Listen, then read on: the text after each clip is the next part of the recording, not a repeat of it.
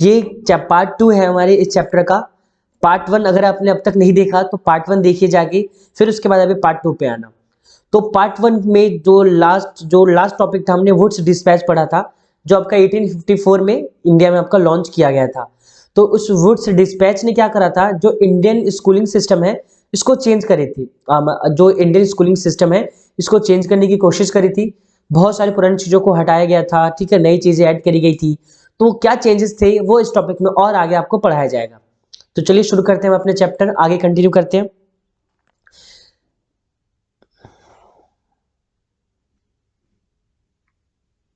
देखिए, तो Wood's Despatch also argue that the European learning would improve the moral character of the Indians. देखो, तो एक point और क्या बताया जा रहा है कि यूरोपियंस के हिसाब से कि जो वुड्स डिस्पैच इंडिया में जो लागू किया गया था, उससे सबसे बड़ा फायदा क्या होता कि जो हमारा मोरल कैरेक्टर है, मोरल कैरेक्टर मतलब अपनी जो हमारी नैतिक वैल्यूज है, जो हमारे अंदर क्वालिटीज है, जैसे किसी की हेल्प करना या सबके साथ मिलकर आगे चलना, ऐसे जो क्वालिटीज हमारे अंदर पाई जाती है वो उसको इम्प्रूव करेगा अगर वुड्स डिस्पैच इंडिया में लागू हो गया तो। ये पहला। सेकंड देखो क्या बता रखा है इसके अलावा, ये second point, it would make them a truthful and honest and thus supply the company with this civil servants who could be trusted and depend upon them. और सेकंड पॉइंट है क्या बता रहे हैं कि वुड्स डिस्पैच में जो भी सिस्टम है उसको फॉलो अगर किया गया तो जो भी इंडियन स्टूडेंट्स हो उनके अंदर ट्रूथफुल एंड ऑनेस्ट, ईमानदार बनेंगे, हमेशा सच का साथ देंगे, ठीक है। और उनको पता था कि अगर कोई भी पर्सन ट्रूथफुल है, सच बोलता है और अगर ईमानदार है तो ये किसी भी कंपनी के लिए बहुत ही अच्छा होगा। तो वो सोच तो अपने बारे में रहते कि अगर ये लोग पढ़े लिख गए, समझदार बन गए, ठीक है, ईमानदार बन गए और सच हमेशा सच के साथ चलने लगे, तो ये अपने कंपनी के लिए भी काम करेंगे और ये मतलब हमारी कंपनी में आकर अच्छा खासा जॉब भी कर सकते हैं। ऐसा ब्रिटिशर ने सोचा तो उनका उसमें फायदा भी था। आगे देखो तो तीसरा पॉइंट क्या बता रहा है तुम्हारा यहाँ पे, ये आपका थर्ड पॉइंट है, the literature of the East was not only full of grave errors. क्या बता रहे हैं यहाँ पे, देखो इन्होंने अपना जो इंडियन स्कूलिंग सिस्टम जो चल रहा था 200-300 ईयर्स पहले, उसके बारे में बता रखा है। क्या बताया इन्होंने यहाँ पे कि जो हमारे इंडियन या जो ईस्ट का जो भी लिटरेचर है वो क्या है, not only full of grave errors, मतलब इसमें कमियां तो बहुत सारी है लेकिन इसके साथ साथ देखो इन्होंने और क्या कमियां बता रखी है। It could also not instill in a people a sense of duty and commitment to work, nor could it develop the skills required for administration। देखो क्या क्या कमियां बताई इन्होंने। सबसे पहले तो ये बताया कि जो भी ईस्ट में जो नॉलेज है, यानी अपने यहाँ जो भी पढ़ा लिखा जाता है, उससे तुम्हारा लोगों के अंदर ना सेंस ऑफ ड्यूटी, यानी काम करने का कर्तव्य है, मतलब काम को श्रेष्ठ मानना और जो भी काम दे रखा है उसको करते रहना, इसकी क्वालिटीज लोगों के अंदर नहीं आती। कमिटमेंट टू वर्क, यानी जो भी लिटरेचर यहाँ लिखे गए, जो भी बुक्स लिखी गई, ये स्टूडेंट्स को काम को करना बिल्कुल, कि जब तक उस काम को पूरा ना करो तब तक शांति से ना बैठो, ये यहाँ के बुक्स भी नहीं सिखाती। और तीसरा इन्होंने क्या बताया है कि ये उनके अंदर स्किल्स भी डेवलप नहीं करती जिसकी जरूरत होती है हमको एडमिनिस्ट्रेशन के लिए। ये तो इन्होंने कमियां बता दी।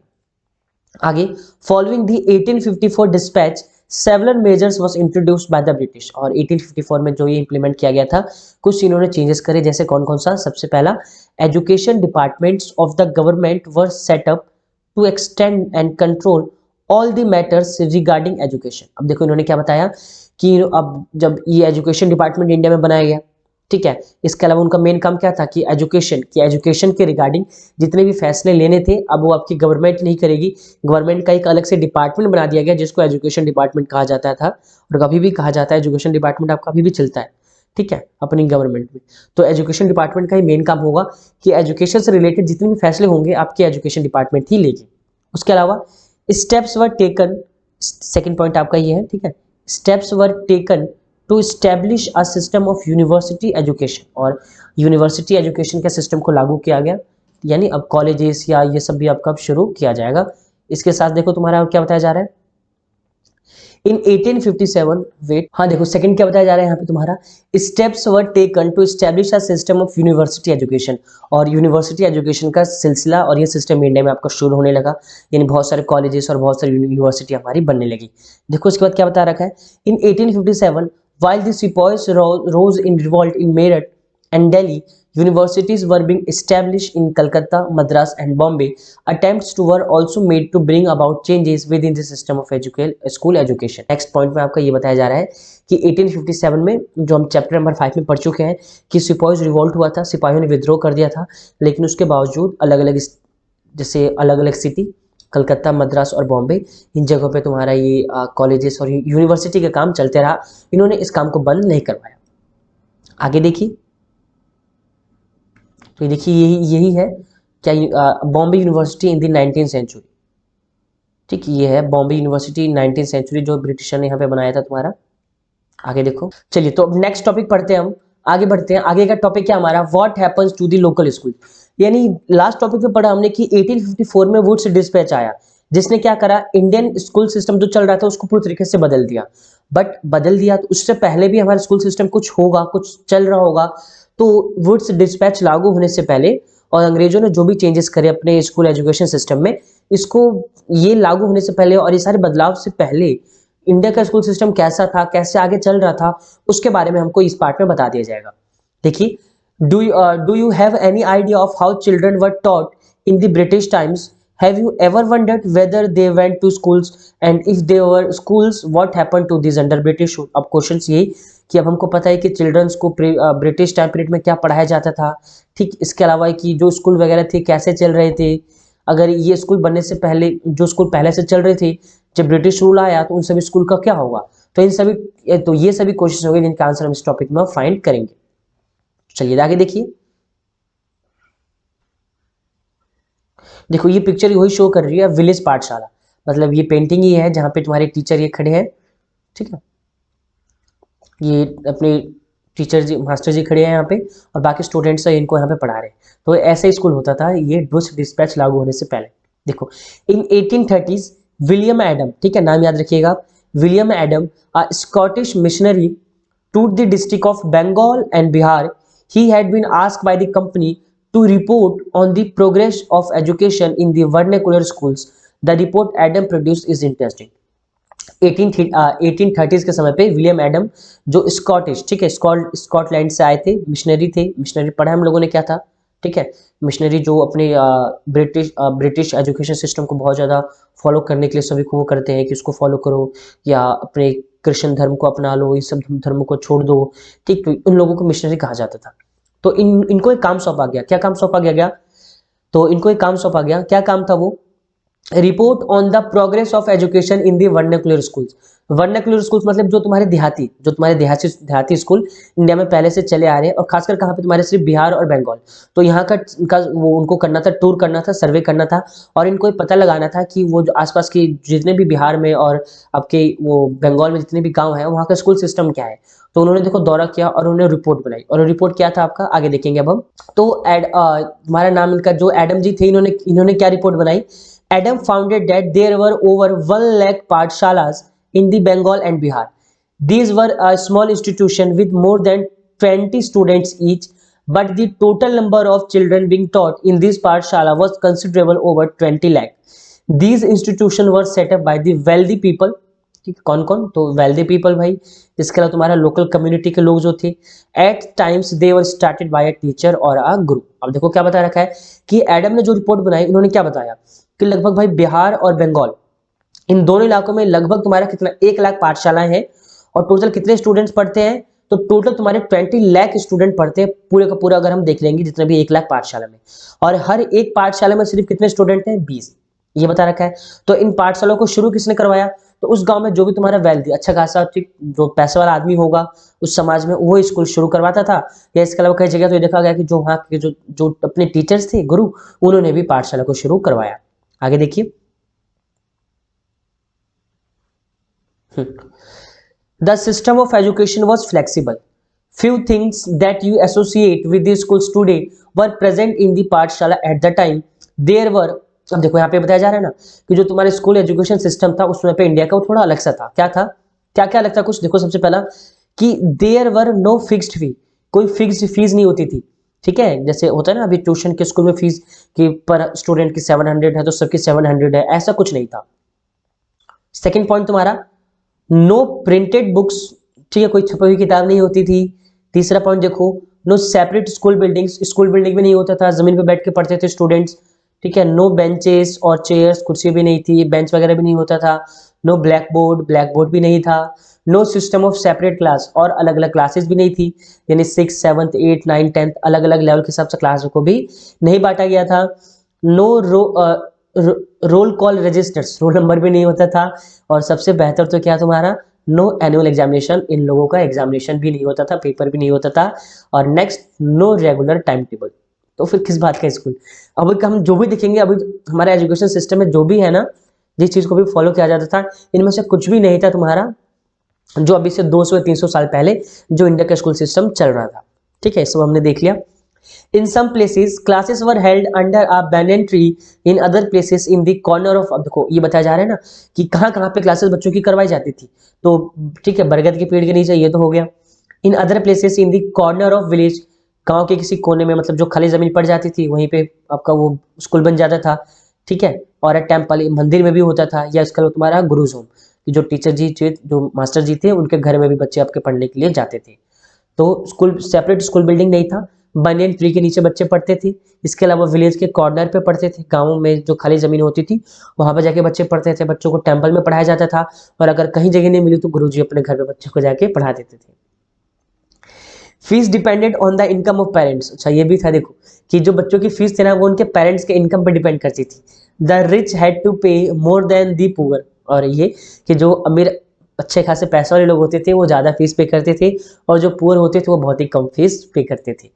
टीचिंग वॉज ओरल, ठीक है, सारा का सारा काम ओरल में होता था। ओरल मतलब कि गुरुजी बैठेंगे सामने, ठीक है, ध्यान से सुनते रहो। गुरुजी सामने बैठेंगे, आपको ये साथ पूरा का पूरा लेक्चर बता देंगे। मैं मान लो मैं तुम्हें पढ़ा रहा हूँ, ये पूरा का पूरा तुम सामने बैठे हो, मैं तुम्हें कहानी बताया जा रहा हूँ, बताया जा रहा हूँ, ठीक है। तुमने सारी कहानी याद कर ली। अब अगले दिन मैं तुमसे पूछूंगा कि बताओ मैंने कल क्या पढ़ाया था, तो भाई आसान नहीं था, टफ था। ये मत सोचो कि भैया पेपर नहीं देने होता था तो कितना आसान होगा, आसान नहीं होता था। बस एक बार में सुनना पड़ता था और उनको याद कर लेना पड़ता था। बुक तो था नहीं, रिवाइज कहाँ से करेंगे। Teaching was oral and the guru decided what to teach in accordings with the needs of the students, और जो गुरु जी थे वही डिसाइड करते थे कि मुझे बच्चों को क्या पढ़ाना है। जिस दिन जो मन किया बच्चों को वो पढ़ा दिया।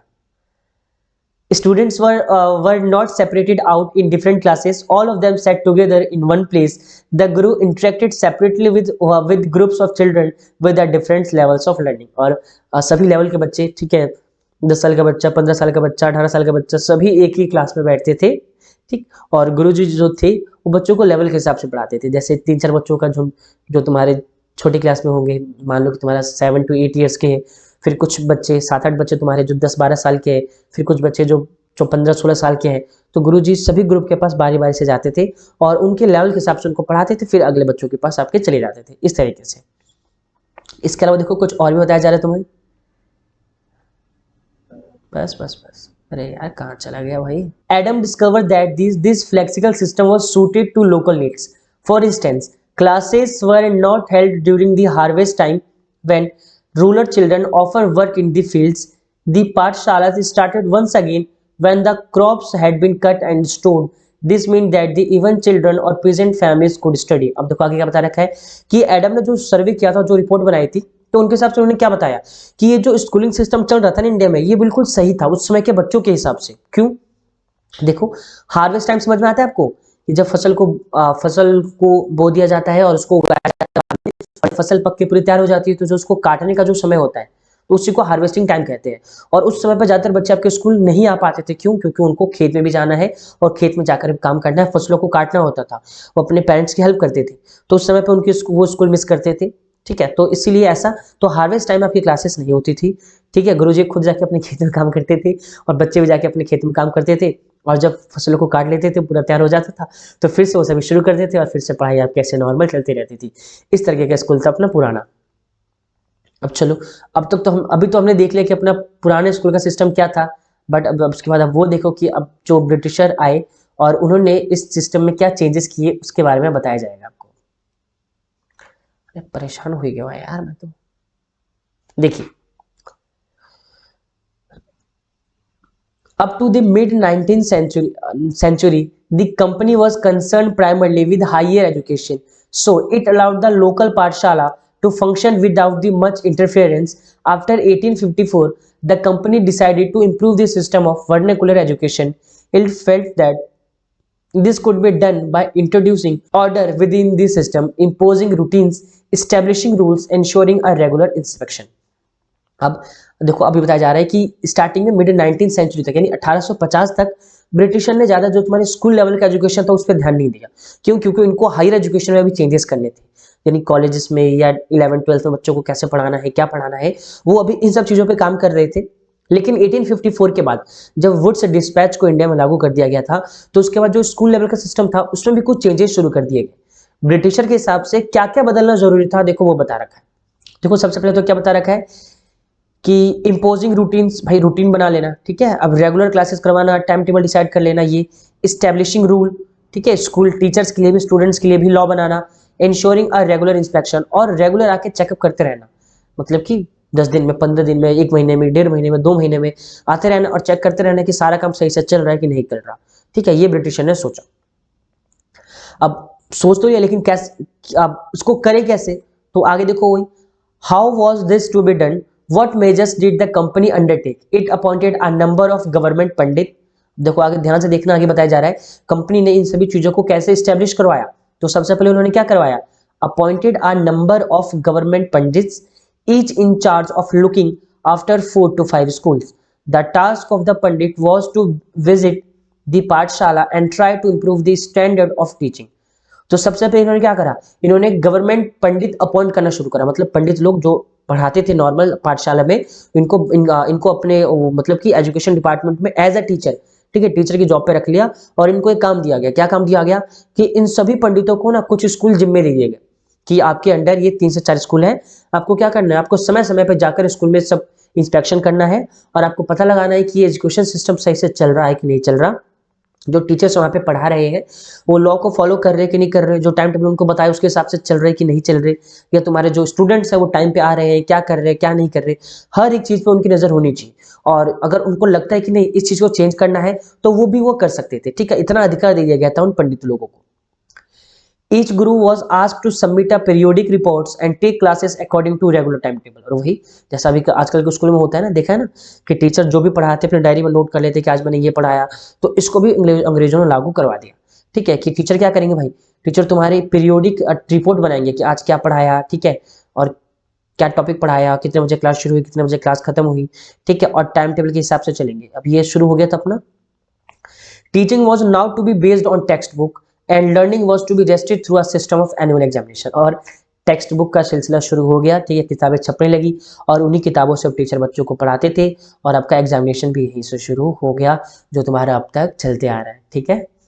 तो स्टूडेंट्स वर आस्क्ड टू पे अ रेगुलर फी, ठीक है, आप सबकी फिक्स्ड फीस बराबर कर दी गई, रेगुलर फी देना पड़ेगा इन लोगों को, अटेंड रेगुलर क्लासेस, रोजाना आना पड़ेगा, गैप नहीं कर सकते, sit on a fix seat fix कर दी गई थी कि यहाँ ये बच्चा बैठेगा वहाँ पे ये बच्चा बैठेगा, एंड लास्ट क्या तुम्हारा, obey the new rules to discipline, और डिसिप्लिन के जो भी नियम बनाएगा उसको फॉलो सभी बच्चे करेंगे। तो ये कुछ चेंजेस किए गए थे तुम्हारे स्कूल लेवल के सिस्टम में, ठीक है। आगे देखिए, पाठशाला which accepted the new rules were supported through a government grant. Those who were unwilling to work within the new system received no government support. Over time, gurus who wanted to retain their independence found it difficult to compete with the government aided and regulated पाठशाला। अब देखो आगे क्या बता रखा है कि वो पाठशाला, ठीक है, वो सभी पाठशाला जो इन ब्रिटिशर के इन लॉ को फॉलो करेंगे, या जो भी ब्रिटिशर ने लॉ बनाया उसको फॉलो करेंगे, तो उसको तो गवर्नमेंट सपोर्ट करेगी। लेकिन उन सभी वो पाठशालाएं, वो सभी टीचर्स जो इन सभी लॉज को फॉलो नहीं करेंगे और जैसा पहले पढ़ाते आ रहे हैं उसी तरीके से पढ़ाएंगे, उनको गवर्नमेंट की तरफ से बिल्कुल भी सपोर्ट आपका नहीं मिलेगा। आगे यही बता रखा आपको।